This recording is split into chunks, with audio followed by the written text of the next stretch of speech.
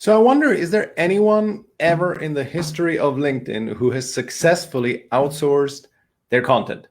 I just don't think that something like this exists. And honestly, if you know someone who is, when I mean someone, I mean small entrepreneur, like solopreneur, or small company, let's say up to 20 people. And it is a CEO of a company like this who has successfully outsourced content. And with successfully, I mean not a content that gets them a lot of likes and comments, but I mean content that actually gets them conversions, right? That gets them leads who then turn into clients, okay? Because if you know of someone, please tag them in the comments or send me a DM and tell me if you really have heard of somebody like that, or if that's yourself, then please, I'd love to know. Because for me, this would be like an archaeologist discovering that there's a completely new city below Troy, right? It's just unbelievable to me. Why am I saying this? I'm saying this because yesterday I had a call with a client, and it just yet again confirmed to me that every single time that I'm seeing somebody outsourcing their content to someone, to a writer, to a copywriter, it always is a really bad result, right? So I'm on the call yesterday with a new client, and with a new client, we usually do something of like a 30,000 foot view, your current LinkedIn existence and how you're doing in each of these areas, right? And so we looked at her content, and I tried to be polite about it, right? But after I gave her a litany of just purely fact-based, okay, this is what doesn't work, this is why, there's no call to action here, there's 70,000 hashtags on here, it doesn't work, you're curating other people's content, which doesn't work. And I felt bad while saying this, right? Because I thought she's doing that. So I tried to be really polite about it. And then at some point, she told me, well, we're going to have to fire that copywriter. And I'm saying, oh, it's not you creating this. And she said, no, it's somebody else. So I said, oh, that's great, because can I be honest? This is just horrendous. This is so bad that you are almost, I really feel this could be even detrimental. It could be detrimental to their business. Other people see this and they think like, this is a weird person, right? And so I get it when you are so pressed for time that you feel that putting in so much time yourself, whatever you think it would be, an hour or 2 hours every day to create a video, to create a long form post, I get that if that's not your thing, right? Because it can seem sometimes frustrating when you don't know what the really most promising type of content is.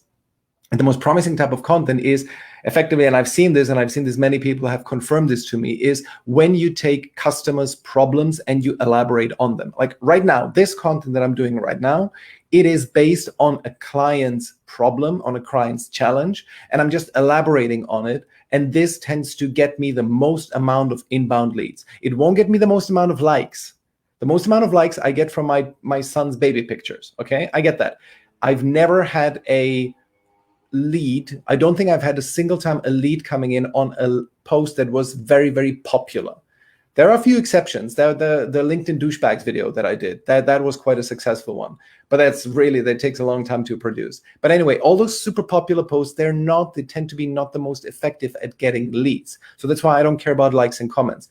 The most effective content comes from you discussing real client problems. That is the number one thing. And so what would I recommend you to do if you really are pressed for time? There's a couple of things that you can do if you want to still put out good content that comes from your clients. And so here's what you can do. First of all, get yourself 2 or 3 candidates who have experienced creating content on LinkedIn. Don't just hire a random copywriter, right? This person, the client of mine, I believe that the writer she hired is somebody who is experienced in writing blog posts, okay? It should be somebody who has done work for people on LinkedIn, specifically has done work on LinkedIn. Can be social media, but LinkedIn preferably. So that's number one. Get 2 to 3 people and then give them each like a week. Test them for a week, okay? And you should aim to post something every day. And then test person number 1 in week 1, then person number 2 in week 2, and so on. Right? So that's the first thing. Then find yourself 4 to 5 people on LinkedIn whose content you like and who you would like to sound like. Okay, somebody that kind of hits your personal tone. Share these 4 to 5 people with these 2 or 3 copywriters who you will be possibly working with, and then just tell them this is the kind of vibe I'd like to get, just so that they can have an idea of your ideal persona, who you want to sound like. Okay, then Then you go into the daily flow. And as you do that, you simply come up with topics that are relevant for your audience, that emerge from your client conversation, client or prospect conversation, like this one, right?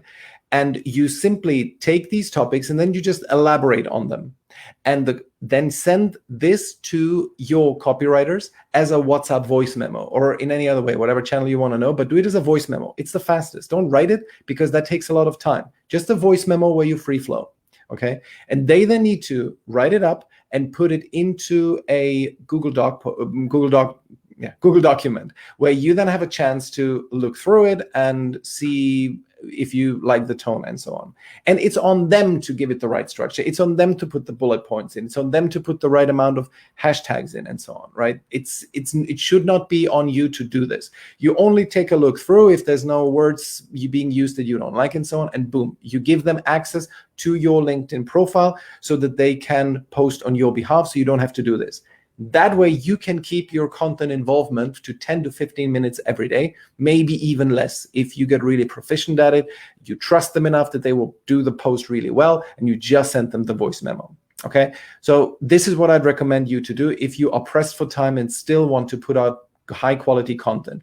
The key thing is it has to come from you. And with you, I mean, of course, you're the coach, the consultant, the CEO of a small company that's selling B2B on LinkedIn.